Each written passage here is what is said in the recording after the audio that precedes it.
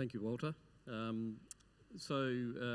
Let's say the project that Wellington Lifelines has initiated is highly reliant on these two tools, so Riskcape and Merit. So I've followed these tools through their gestation. Both were funded initially by government funding out of the Research, Science and Technology Fund, but essentially the value proposition and the greatest value is coming from working these two tools together. And I'm sure the people involved in the Wellington project would suggest also that the greatest value is coming from actually getting infrastructure providers to talk to each other and also test out interdependencies. So the Merit tool is the one which really is, in my mind, world leading, and certainly we've had international interest in its progress. Its uniqueness is that it measures impacts over time, it measures impacts on the economy, and in particular how businesses adapt and respond over time. So yeah, a great value proposition. And obviously that then enables parties to make better investment decisions and so on. But also it enables engagement with communities and people. So it's a mechanism for doing that as well. And I've noted Elizabeth's comments around the people and earlier comments about the people. Where it's going to is it's starting to incorporate concepts like tipping point. That no doubt is going to lead to some very interesting outcomes. So I'll stop on that point actually, Walter. Thanks, Roger.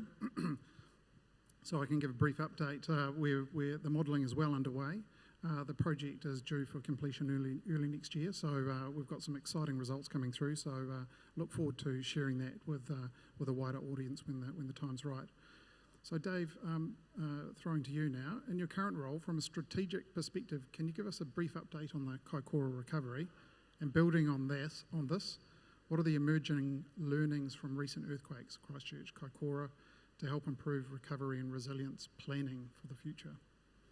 Thanks, Walter. That's a big question. I'll try and do it as quickly as I can. I mean, you've seen the amazing progress on the road rail corridor, so I won't repeat all that. I think I'll highlight another couple of things that have been progressing well. The housing rebuild, compared to Christchurch, because of the cash settlement with insurance, has been good progress, so most people will be settled by Christmas, and the real rebuild of housing is now kicking off. But if you listen to Morning Report this morning, there's of course accommodation shortage with all the workers in town, and with the housing rebuild, there's a big challenge as well. In terms of business, there's been a lot of support for business, particularly tourism, that have been isolated during this event. They're really hanging out for, well, firstly the reopening of the harbour on the 14th of November and the opening of the road in December. They're under a lot of stress, particularly right now. It's peaking now because of a lot of uncertainty. Their business continuity insurance is about to run out on the 14th of November, so that's adding to that stress. So I won't go into, there's a whole lot of other things I could talk about in terms of the social support, the psychosocial side. There's slow burner issues like the whole hinterland with the agriculture sector, which is not many people know what's going on there, but there's a big changes in land use coming into the future. Those are going to be problems that are going to be with us for a long time and are not fully manifest yet. But in terms of the strategic sort of issues, I mean, we have learned from recent events. I think I'm a great believer in the alliance approach to marshalling the contractors and getting them all together. You've seen that on the video. Special legislation through the House to empower that to happen before Christmas. So we've got a good model that we're now adapting there. And my role in terms of National Recovery Manager, coordinating, or the then Minister Jerry Brownlee said, my job is to bang heads together to get the government agencies to work together to support the local recovery. But I want to highlight two things. I think this earthquake has been more of a demonstration of what could happen when the big one hits in terms of the Alpine Fault. The isolated communities, they're not isolated for one day, or they're talking months, years of isolation. I think that's something that we can learn from, and we're going to have ready in our toolbox for the next one. And I think the other lesson for me that I think we've got to learn from is around the impact on small councils and the capability of small councils such as Kaikoura, 23 staff, to pick up a challenge like this, let alone invest in resilience before it and be prepared to then step up to this challenge. I think they've done a great job. The government has wrapped down a lot of support for them, but it does raise some questions about the longer term in terms of the model that we've got. So those are items we could discuss further, I'm sure. Thanks, Dave. And picking up on that special legislation that was passed, I think that was one of the best outcomes to come out of the Kaikoura earthquake. It's been very, very effective, and the way that it's brought along all the councils, other stakeholders, DOC, iwi, etc. It's just been a fantastic enabler to get on and actually do the recovery work. Elizabeth, your turn now.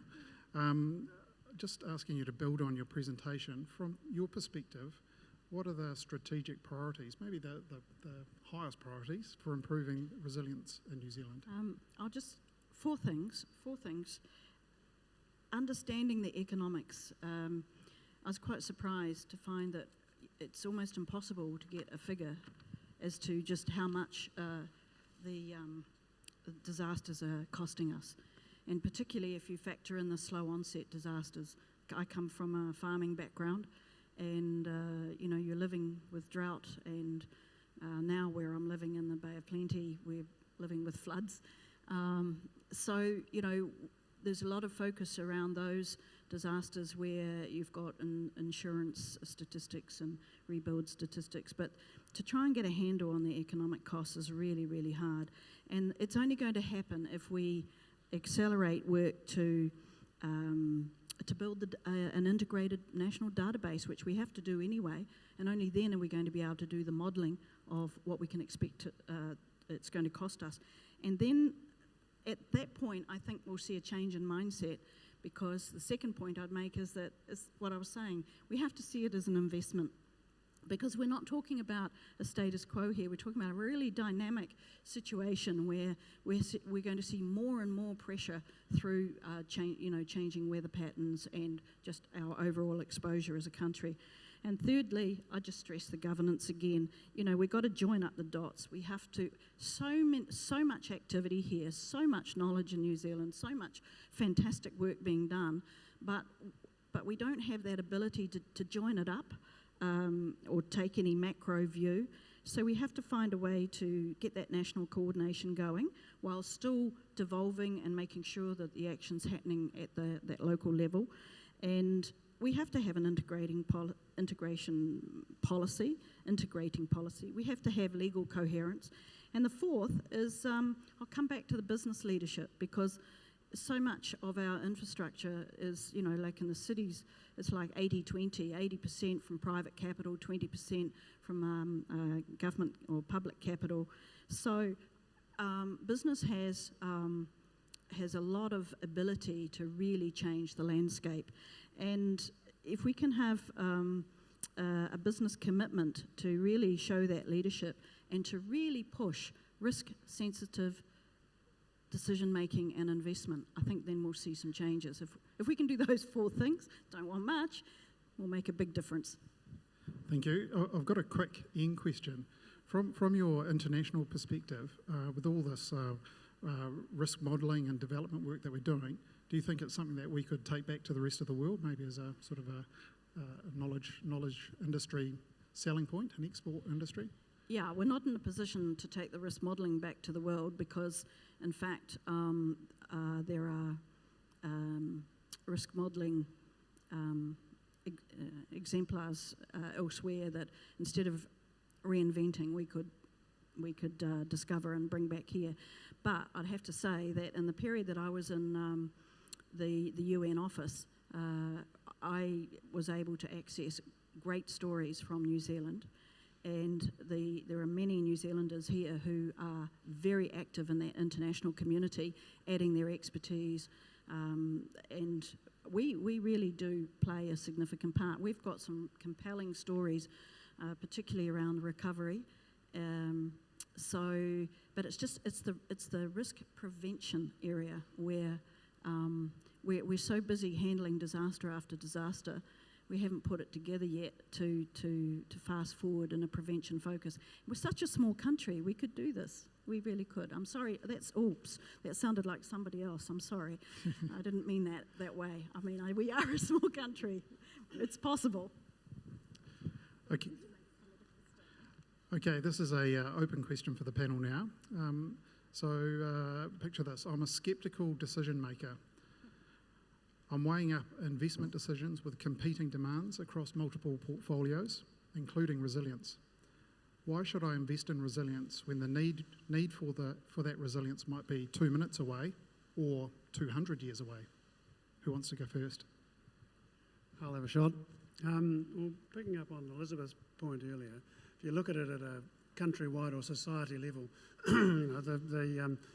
we're certainly underinvesting in that longer-term resilience. The benefits outweigh the costs, but it's how do you then transmit that down into the marketplace, local government as well, but I think the incentives, it's a classic market failure situation, and I think the incentives are very weak on utility operators, on local government to invest in this at the right level, and there is an optimum level, at least in theory, about how much you should be investing.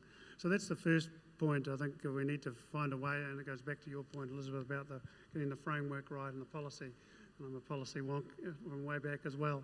The second point, though, is I think the toolbox is pretty empty. And particularly the thing that's sort of right on my mind at the moment is around how we deal with natural hazards and issues around retreat and changes in land use that are inevitable. And I don't think we've really got, there's some major gaps in the toolbox.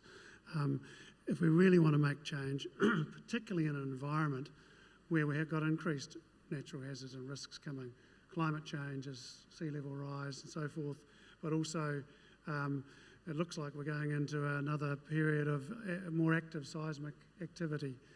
So given that we're facing increased risk, I think the toolbox needs to be really looked at hard. If we've got private property rights, existing use rights to be dealt with, you really need to get the incentives right. You need to have funding and resourcing to make change in that sort of environment. Thanks, Dave. Who's next? Yep. Roger, you're up. Yep, I'll go next.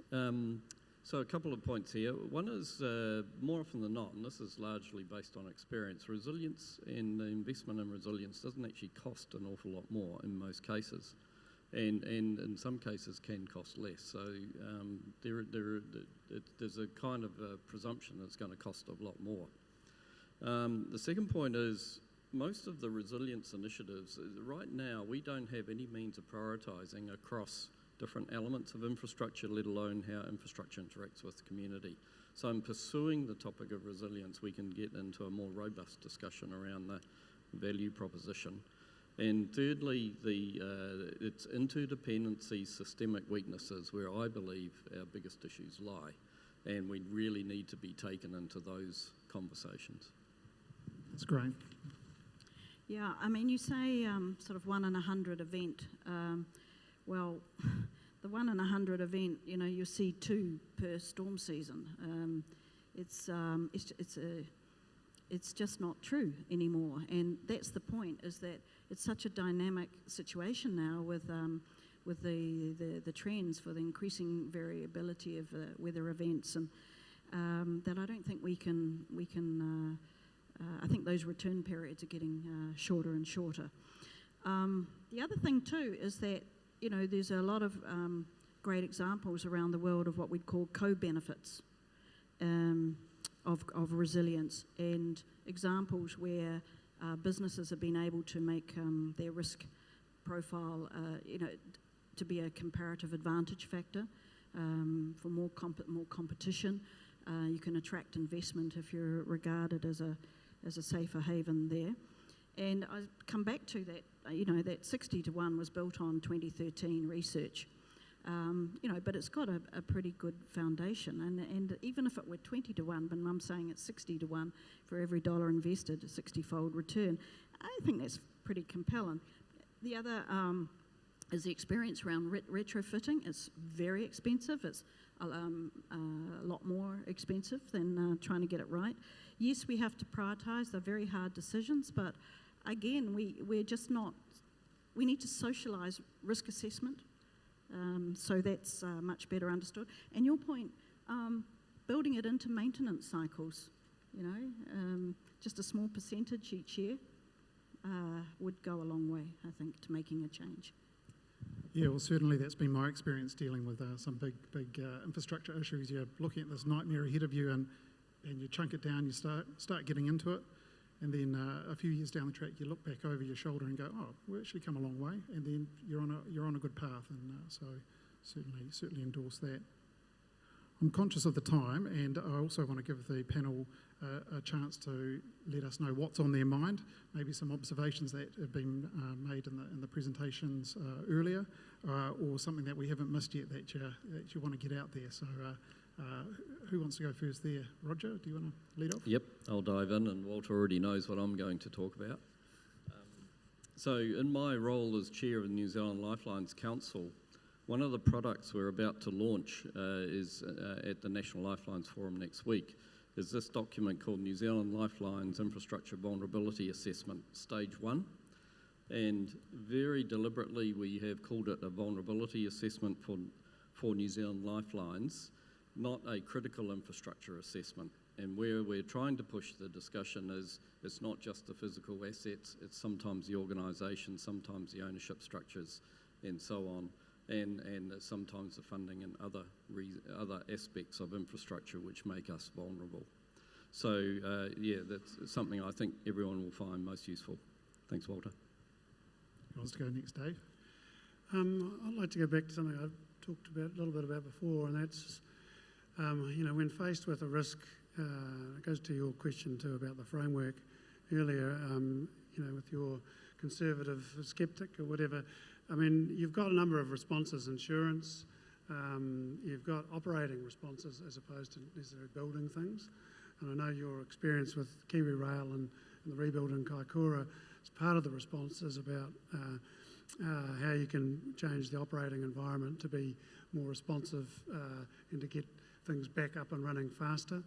I think the insurance side of things needs to be looked at. There's some real gaps in that area, particularly with how we can look to insure and the role of insurance in infrastructure. I don't think we've got that right in terms of, and it goes back to my comment around incentives. And there's some real gaps in insurance where you've got elevated risk and a life risk where there's actually no damage to properties, and how do you insure those sorts of things. And so getting that mix right is what we need to be able to do in the long term. Good thoughts, that's great. Elizabeth, your comments. Yeah, I don't want to be a pessimist, but I'm going to be. I think there's a lot of pain coming. I really do. And having recently bought in a coastal town, it was an interesting decision about where to buy. You know, that could be exposed to tsunamis because it's volcanically very active. Oh my goodness, there's a lot of erosion down the beach. You know, all that, just trying to navigate those hazards. And to their credit, the local body had published information. So I think there's a real role to get our act together on getting standardised ways of making this information available to the public in a way that has integrity and won't get overturned. That public awareness is growing, I think, so that's the good story. I think the more we see in the national newspapers, the better. It's crucial because we found, again, internationally, that when we worked with the public and the community advocates and got that increased demand, then people started to take things a lot more seriously. I still think the political awareness is not there. There's a huge sensitivity around preparedness and recovery, which is crucial. But you know, that resilience and that risk reduction understanding, I think, is still severely lacking. And we're a small country with an awful lot of knowledge, so we've got a lot of can-do. We just need to scale it up and join the dots. Great. Okay, I'm conscious of the time. We'll look to wrap it up there, but if I invite all the delegates at the conference to approach our panel members to have conversations with them during the breaks and over a beer tonight. So please join me in thanking the panel members. Dave down the end there.